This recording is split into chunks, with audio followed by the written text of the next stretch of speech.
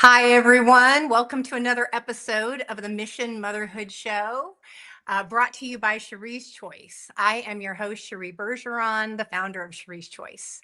And each week we explore the challenges of ambitious women trying to find romantic love, struggling with infertility, and looking for the right approach as they navigate their path to motherhood. And so, as a follow up to one of our recent podcasts, which was Unwrapping New Possibilities for Motherhood, I'm excited to bring back Dr. Mina Yang, who is the founder and CEO of True Connection Pathway. Mina is a rapid transformational therapy hypnotherapist, a relationship coach, and former music professor with over 20 years of experience helping people unlock their full potential. And she specializes in guiding smart, successful women towards the love they truly want without self-abandoning, playing games, or settling for less than they deserve. Through a unique blend of neuroscience-based tools, hypnotherapy, and real-world relationship coaching, Mina helps women build self-awareness, emotional regulation, communication, and connection skills they need to create true and lasting love. And of course, she is the author of you don't say this, Mina, but the best-selling book, Boss Lady, Boss Love, a transformational guide for high-achieving women looking for love. Mina, I'm so glad to have you back. It's great to be here. Thank you so Yeah, much. thank you. Okay, so as you know, we are right on the verge of Valentine's Day, which is kind of a loaded time of year for people. We've come off the holidays, then you get a little break in January, and then boom, here we are with Valentine's Day here. And it gets a lot of women reflecting on their romantic relationships, whether it's the one they have or the one they want that they don't have. And so, what inspired you to become a relationship coach? I was inspired by my own struggles. So for decades, I kept chasing the wrong men, and then I ended up getting married to someone who was so not right for me. And so once I got out of that, after 11 years of marriage, I really decided I'm going to do things differently. That I don't want to keep doing this, and I also didn't want to stay single. I wanted a partnership that was fulfilling to me, which I had never had at that point. And so I did the work. I trained in hypnotherapy. I, worked with a relationship coach myself, and I just realized so many things that were missing before. A lot of it had to do with my childhood, and I didn't make that connection until I had done this work. And then once I came to this realization, I started to show up as myself instead of trying to, kind of shapeshift and adjust to what I thought the guy wanted. And it changed everything. And so I just was fully myself and knew what I was looking for at that point. And I found what I had been missing all along. And my partner now, I mean, he's a wonderful man. And I think 10, 15 years ago, I wouldn't have looked twice at him. And so it really had to do with a shift within myself. And so I wanted to help other women get to the same place because now I love my relationship and it really does give me so much that I didn't have before. Wow, that's amazing. And I know you work with ambitious women who feel in control of their career path, but somehow powerless to find the right partner. And so what makes finding the right partner or the right relationship for successful career women so difficult? A lot of the qualities that make us successful in school or in work actually work against us in relationships because gotten trained to think that if we put effort into things that we will get results. And so we often over effort in relationships where we're carrying all the weight. We're the ones initiating everything, planning everything, and we end up losing ourselves. And then oftentimes a lot of high achievers had a childhood where maybe love wasn't given so easily. Maybe love wasn't conditional, was unconditional. So, for example, a lot of high achievers end up doing well in school, really, being ambitious because they were maybe not getting the validation and attention they needed at home. And so when we bring those kinds of childhood wounds with us into a relationship, it can have some damaging effects. And so we have to kind of heal those wounds and also understand that adult relationships that work are reciprocal, that, you're both receiving and giving. And high achieving women are often not so good at receiving. I was just disclosing to you before the show that I was ending a 5-year relationship, and that's exactly the case. That I was sort of over functioning and kind of being attracted to someone who had potential, but maybe was not equally matched, and that over time that just becomes really dissatisfying. So, wow. I mean, I think that's a great insight that you have. So, we grow up with a certain kind of feeling about relationships. And if we were in a traditional household and we become an adult, how do you think our traditional ideas of romantic relationships might keep career women from finding the right partner? Yeah, that's such a great question because I feel like, women of our generation grew up with so many mixed messages, right? Like, what we saw in our homes tended to be the more traditional roles, like women did this, men did that. But then at the same time, we were told we should excel and we should really, try to succeed. But oftentimes those two messages don't go together very well. So we have to kind of tease out what works for us, and so we might show up as like, really confident, ambitious women professionally, but then we've gotten the message that's not acceptable. And so we have to shrink ourselves and we have to make sure that we're palatable to men, that we don't intimidate them. So what I say is intimidate him. Absolutely. I love that. Intimidate him. Because if you show up fully as yourself, you filter out those men who are too insecure to handle you. And I think we've all done this, right? End up with someone where we have to like walk on eggshells, make sure we're not bruising their ego, really try to, be less of ourselves so that they wouldn't feel bad about themselves. Well, screw that. Like that's not the makings of a good relationship. You want someone who's, admiring of your success, who thinks you're amazing because you are all of you.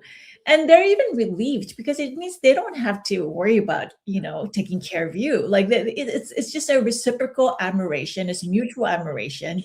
And everyone gets to have what they want instead of the woman having to constantly, watch herself because somehow she's too much for him. Right. Well, and it seems to me like there's a lot of fear in some of that, especially as women are getting into their 30s. They're thinking all the good men are gone. And if I'm selective like that, it could mean that I'm alone forever. What are your thoughts on that? I think we waste too much of our time with the wrong man because we are afraid. And so I think, first of all, we have to start off with an abundance mindset, right? Like there are so many men in this world. There is bound to be a man who matches you at your level. But if you're wasting your time with the wrong men, and trying to make yourself fit into a box that you don't really fit into, then he might just go right by you because you're too busy trying to like, fix up this guy who's probably not going to ever be who you need them to be. So I would say don't waste your time with them and believe that there is someone out there for you. Yes, you might have to wait a little bit, but it's much better to spend time waiting for the right one than to spend years trying to make the wrong one the right one, because that's just not going to happen ultimately. Gotcha. And then I know we've talked about this, but in your 30s, there seems to be a lot of pressure to find the right partner because of the biological clock.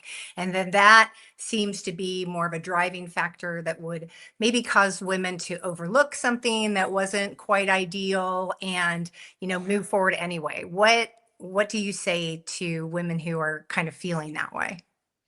Yeah, so I mean, I like to talk about my own story because that's exactly what I did. So I was in my late 30s and I met the man who would become my husband. And there were so many reasons not to get married to him, but I really heard the clock ticking loudly and I knew I wanted to have children. And so we got married, and as soon as we got married, I was pregnant. And so I knew from really the day one of our marriage that he was not going to be a very supportive co-parent, nor a supportive partner for that matter. And it was a really rough marriage. Like I can't even really count the happy days on one hand. Um, Mhm. And I stuck it out for a long time because of my kids. I was worried about the impact, separation and divorce would have on my kids. But here's the thing. Kids growing up in a tense household where there's a lot of coldness and fighting is just not an ideal scenario. And so if you are interested in becoming a mother, marrying the wrong guy is not the way to go, because yes, you might be able to have children, but they will be surrounded by, parents who are unhappy, parents who are tense. There may be yelling, and that's just not what you want to provide for your kids. You want to show up as a happy parent. It makes such a big difference. I know this because I grew up in a household where there was a lot of fighting and a lot of, you know, rancor. And so I ended up getting divorced, and my kids adjusted. And, I did create a home for them where I'm happy and I'm there for them. And so I would say either wait, certainly freeze your eggs if that's an option for you. Know that you can be a single parent and still date and meet someone wonderful, which is what I did. So don't feel like you need to be wedded to that timeline society gives you. Like you have to do things in a certain order by a certain age, because sometimes life doesn't work out that way. And if you have to choose between marrying the wrong guy in order to have a child by a certain date versus having a kid on your own, and the romance thing can be put on the back burner for now, I would go with the latter. Yeah, I get that. I mean, I spent 8 years in a marriage. It ended up costing me almost $500,000 to get out of that marriage. Caused a lot of pain to the children, even though we never lived together when my or the child we shared was born. It still has created a lot of issues for her. So I think that's some really smart advice. I appreciate that. Now, often women are kind of married to having a type. Maybe they like the bad boy, or they meet some guy that is kind of doesn't cause their heart to race, and they think, oh, that person's not interesting, there's no chemistry and things like that. So what are the perils of like having a type, or what can women find themselves in? Yeah. So this is one of the biggest mistakes I see in dating, that women have this kind of type, and the type tends to be about kind of superficial qualities. Like the guy has to be yay tall, he has to make this much money, he has to have six packs. And the thing is, none of those qualities say anything about what the relationship will be like. Like having a tall guy does not make your day to day any happier than having a short guy. Um, and so I say, yeah, have a type, but have the type be about someone being emotionally intelligent, about being kind, considerate, being really interested in you. Like that's a huge one, right? Like so many women spend years chasing men who are really not that into them. And Hmm. so, put that at the top of your list, that someone is really interested in you, really invested in creating a true connection with you, that they really want to be with you. And then, a lot of these types tend to have some echoes of what you experienced in childhood. So it might be the case that maybe you're always going for the emotionally unavailable man. And maybe that has to do with your father having left your family when you were 10. And so if that's the case, if you recognize that to be a pattern, think about how you're going to get over that. Partly it's recognition, but partly you might need therapy, or you might need more help.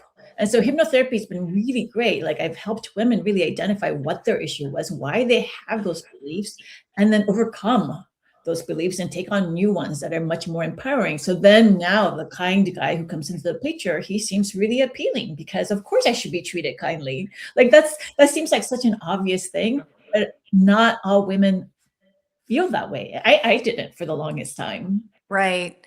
And what do you feel about for women who are high earners? Should they be looking for a guy who kind of matches them in terms of income? And what do you think about the power balance there? Those kinds of considerations. So, money is definitely a huge aspect of the relationship, and it should be talked about openly. I don't know that the salaries have to match. I think money goals and kind of attitudes about money and wealth should be complementary.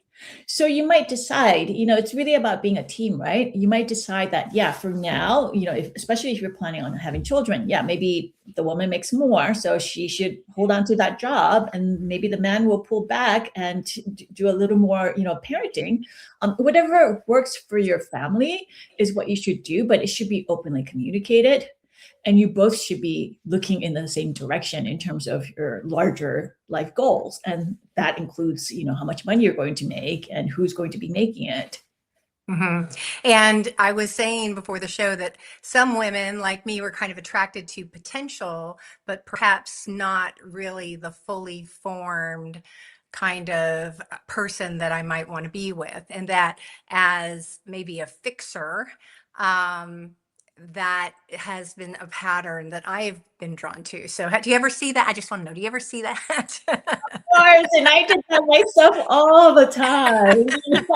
I don't know how many times I was attracted to someone because they looked like a project. I mean, I wasn't consciously aware I was doing that, but that's in fact what I was doing. And I think part of that goes back to my childhood story of, having a father who was mentally ill. And I wanted to kind of rewrite the ending of that story. Like, I wish I could have fixed him, and I certainly didn't. Right. And so I was repeating that story with my boyfriends. So here's the thing. In your 20s, it's one thing to go after potential because, in your 20s, you're still, building, yeah, right? you're half formed, right? You're half baked.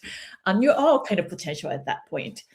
I think once you get into your mid 30s, late 30s, and certainly in your midlife, people are kind of who they are. There might be room for a little like, hey, maybe, you can change your, wardrobe a bit, maybe wear these colors more than that. But in terms of personality, in terms of values, in terms of the things that really matter in a relationship, people are what they are, and they will not change for someone else. I mean, it's hard enough to change yourself, right? Like changing a habit or changing some attitude about something important, like money. It's really hard to change that in ourselves. So to think that somebody else will, it's really you're going to be wasting a lot of energy and time. And so Right. instead of doing that, expend the energy and time finding someone you're already compatible with, because they are out there for sure. And we don't try enough to find that person. We think, well, he likes me, and he's good enough, and let's just go with it. Or there's a lot of chemistry, so I'll kind of overlook these big red flags and hope they take care of themselves. I can change him later down the road. It's pretty hard to change people. And I would imagine it takes time to be able to really see these things unfold because in the early dating relationships, everybody kind of puts on the best version of themselves. But then as life comes at you, I think maybe one of the mistakes I've made is not taking enough time to really see the fullness of the relationship, both the good and the bad. Yes. So and especially if there's a lot of chemistry, we don't, really let time kind of tell us what we need to know. So yes, it's absolutely, so important to take time to see how they're behaving, not just on the dates, but even in between. Are they consistently communicating with you? Are they making plans? Or are they making you feel anxious? Are they making you feel like, you never know where the relationship is going, and you don't know if he's going to show up one day and disappear the next?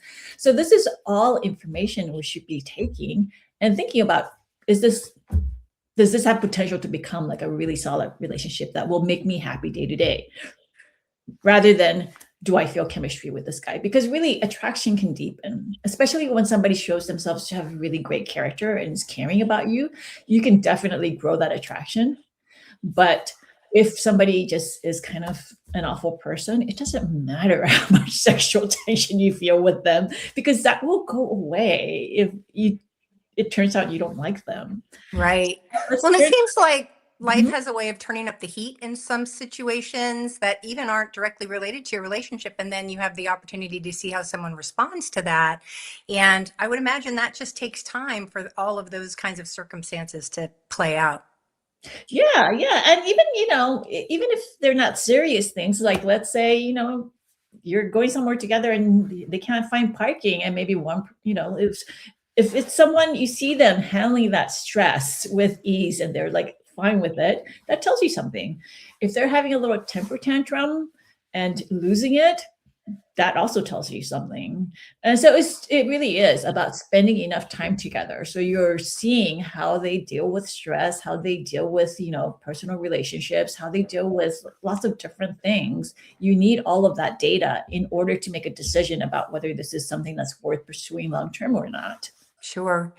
And then some women find themselves having a series of unsuccessful relationships, and I think you've already mentioned this a little bit, looking inward to consider how these patterns can be changed. What does that process look like? So a lot of it's just being really honest with yourself, right? And thinking about, like, why did the relationship not work? Was it the way that you were showing up in the relationship, or was it that, you're consistently picking the same person, just with different with a different face? So it's just being really honest, like, it didn't work out for this reason. Now, I have to say, some people just can't figure it out on their own. And so, like, to bring up hypnotherapy again, like, we go back to their childhood and we see, oh, like, this is the root cause of why it always works out this way. This is the sort of the fear or the disempowering belief you're bringing into the situation. And so it's going to always play out that way. And so once you're able to identify that, then you can be, like, very intentional about not doing that. So if you're always chasing the emotionally unavailable man, you might ask yourself, like, why do I keep doing that? That's not what I want, because it doesn't lead me to the result I want. So the next time you catch yourself with someone who's not consistently texting you, who's not, making plans, you can just say, hey, okay, I've seen this before. I'm not going to do it again. And just be really intentional about what you're choosing to do. Right. So if your dating life isn't working, then it's really time to look within, I think is really what you're saying. Yes, absolutely.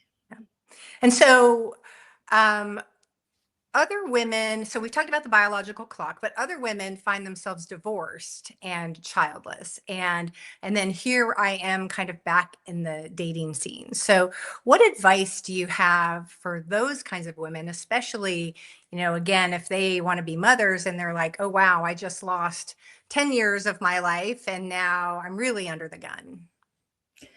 Yeah. So I think you should just be honest about, the big desires that are driving you. So if having a child is top of mind, I think even when you're dating, you can be very upfront about it, because there are also men who want children. I mean, I think there's this kind of exaggeration that it's only women who, want to have kids, and men are running away from it. And sure, there are men who run away from that responsibility, but there are also men who really, really want a family. And so, you want to meet someone who's going to be a great partner and a great co-parent, put that out there, and you're much more likely to get it, rather than hiding it and feeling like you have to, like, apologize for having that desire, because this is part of who you are. Right. And again, as you had said, maybe if you want to take that time, then pursue the motherhood goal Mhm. first and make those decisions. That's also another option, right? Yeah, absolutely. Yeah. So, you can adopt, you can have a child by going to a sperm bank. I mean, there are lots of different options now. Like, we're in an era where we women actually have so many more options than we've ever had. So make use of what's out there. Right. And of course, I'm just going to say this. Of course, at Cherie's Choice, we talk a lot about all of those different kinds of options Mhm. and knowing that there are a variety of ways, and you don't necessarily have to force fit a relationship under the gun Mhm. just because you want motherhood. So I think that's a great, great distinction. And so I know we're going to get to your book. So you are the author of Boss Lady, Boss Love. Why did you decide to write this book?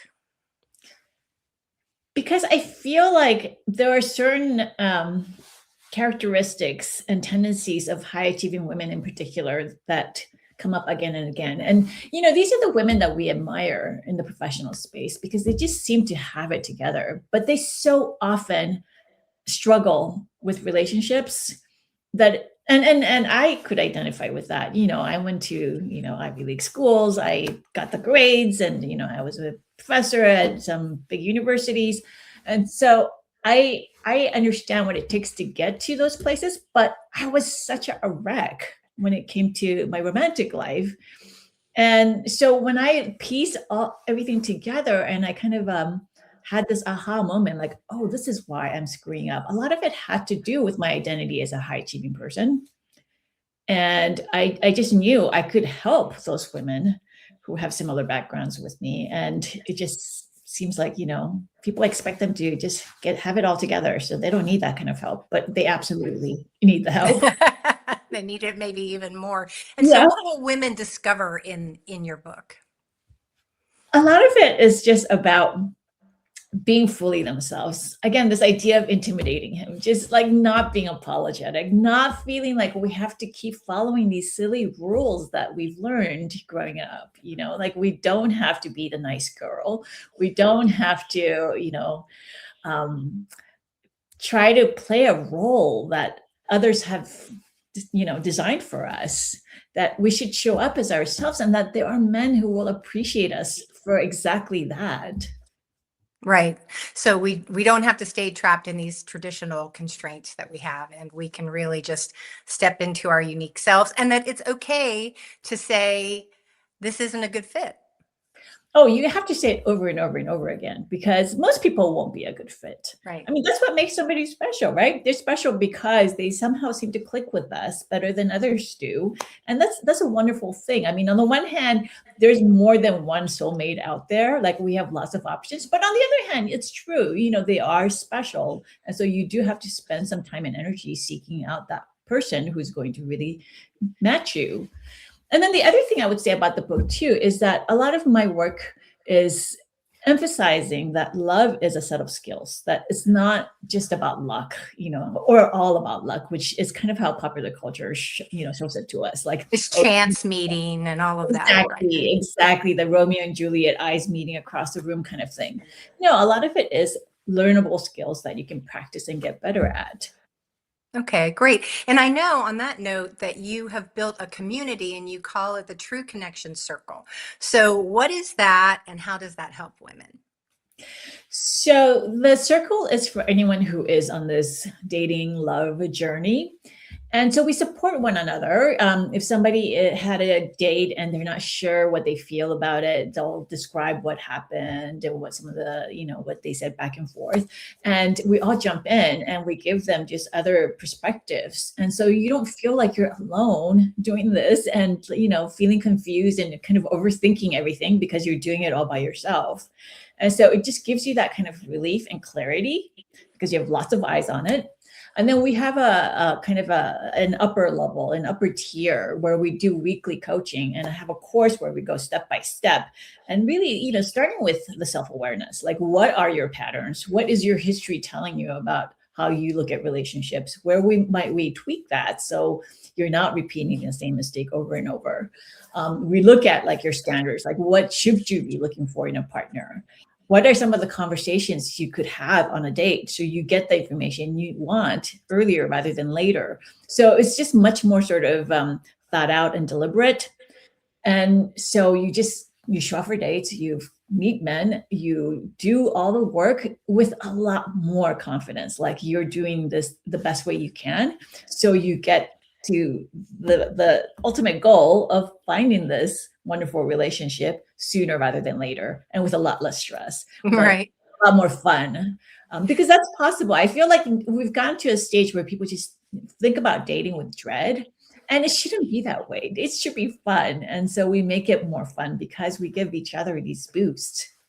Right. And I can only imagine you'd meet some incredible women in the process of that too. And for a lot of people who are looking at doing this older in life, and all your married friends are sort of tired of hearing about your drama or things like that, you could really align with a group of women who, even if you're in your 30s or 40s, are on that same path that you are. And so that's kind of a welcome conversation, I would think. Yeah, it's been great because there are days when, I don't get to a post immediately to answer, but then I see like 5 other people have answered and they're like giving really good answers. And these are women who've never met each other before, but they're being so supportive of one another. It's really a beautiful thing to see. Wow. But then I know you actually offer retreats as well. So is that sort of is that doing this all kind of in person? Yes. Yes. So the idea is that there are some things that are much more transformational when you do it, live and in person, and you just get the sort of the energy from other people who are there. And so how often do you do those? And is that a weekend or what's that like? It's a long weekend, and I think I'm just going to stay with once a year for now. Okay. Yeah. But as my community grows, I'd be happy to do them more often. Yeah. Okay. Well, when is your next one? Well, I don't have one planned right now. I think Okay. it's going to be next year.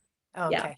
Okay. yeah. All right. So really, it seems like the online community is probably the best way. And is that something where people are actually live on the phone anytime with others, or is it just through kind of more of a chat situation? So I have once a month an Ask Me Anything session with everybody in the community. Oh, And okay. the people at the upper tier, I have 3 times a month where we meet and do group coaching. So I once a week at least, I am there and virtually with everyone in real time, and so we have a chance to talk. Right. Okay. Okay. So we've gone through all of this. This is obviously a journey. It's a process, and yet here we are finding ourselves at Valentine's Day, and we may or may not be in a relationship. It might not be a good one. Maybe we just got out of a relationship, like I did, or maybe we don't even have a date for Valentine's Day. What recommendations do you give to women to not be able to allow this holiday to really drag them down, and to be kind of a real bummer? What advice do you have there? Well, first of all, get off social media, even though ironically that's what we're on right now. But, don't compare yourself to people on Instagram showing their beautiful pictures of the date or the roses they got, or, all the advertisers advertising, you know, jewelry and all this stuff, because that's just going to make you feel really, all too painfully what you're lacking. And we don't want to look at it that way, right? So I say that this is a great opportunity to show your self love. So do something really nice for yourself. And I don't mean by that just, buy something expensive. More just spend time, like, make yourself a really nice meal or write a letter to yourself. I love this idea. Just write a love letter to like what an awesome person you've become, and just pat yourself on the back for everything that you've gone through and who you are today as a result of that. I also think there are a couple of other things that I think work really well. One is to go out in nature and be somewhere where you're just, in awe of what you're experiencing, because we often get really stuck on how big our problems are when, if you go out in nature and you see, wow, there's a world that's so much larger than my, love life. I think it kind of puts things into perspective. Another one is volunteering, doing something for other people. It just makes you realize, like, okay, maybe, there are people who don't have homes to live in. Maybe my life is actually pretty nice. It just kind of forces you to feel gratitude, right? And then also, Yeah. I really like the idea of doing something creative. Like, I feel like when you do something creative, you just get into this flow state and you're not thinking about what you don't have. Instead, you're like making something beautiful, or you're, knitting a scarf for your Right. niece. Like it's just really gratifying on a different level. So really, it's all about perspective. And I would offer also that some of my best Valentine's days have been about different kinds of love. Mhm. The love that we have with our children, the love that we have with our other girlfriends, the love that we have with our parents, or, the admiration we have with our coworkers. And so really, does it have to be all about just romantic love for Valentine's Day? Can we look at it maybe with a broader perspective? Absolutely. I mean, I love the spirit of Galentine's, this Yeah. idea that, like, yeah, it is just about love. And the thing is, we want a partner because that kind of romantic connection has been so prevalent from like when we were babies, or, little children watching Disney princess movies. Like, it's just been Right. really like drum home that that's Ingrained. what we want. Yeah. But, love of any shape, size, form is love at the end of the day. We just, it's a very basic human need to feel like we belong. And that's what a good partnership gives us. But we can also find that with our families and our friends. So I would say, yeah, be with someone, anyone who makes us feel like we belong. I think that's the important thing at the end of the day. Well, I agree with that. And so, if there are women listening who are dissatisfied, frustrated with their dating life, they've been nodding all throughout this conversation, what would you say, what advice would you give them on how to start moving in a better direction so that maybe their next Valentine's Day is a happier one? Yeah, well, I would say join my group because Right. we every day there are prompts about like, how can you do this in a way that makes more sense for you, in a way that's, less friction filled and more joy filled. Um, but if you can't do that for whatever reason, I would say, just think about expanding your life so that you're actually meeting new people because that's kind of where it starts, right? You have to first work on yourself, yes, and recognize your patterns, but you also have to meet new people. And so you should do the work simultaneously. Internal, like, what are my patterns? Maybe journal so you start to understand, like, maybe get to know yourself better just through free form writing. And then external is how am I actually putting myself out there? How, maybe instead of going to the same gym or the same cafe or whatever you do all the time, go to a different gym, take a different class at the gym. Or if you're always, I don't know, or if you're learning a foreign language, instead of doing it on an app on your phone, take a class at the community college. There are ways to kind of expand your social circle so that there's a better chance of you having an encounter that might lead to something else. Right. So mix it up a little bit. And I agree with you. I think that um, community is a way, problems always seem bigger when we're just in our head. And when we see that other people are going through this, I think it feels less heavy, and we even make new friends. And again, it's all about kind of shifting perspective to something Mhm, a little bit more empowering. That makes sense.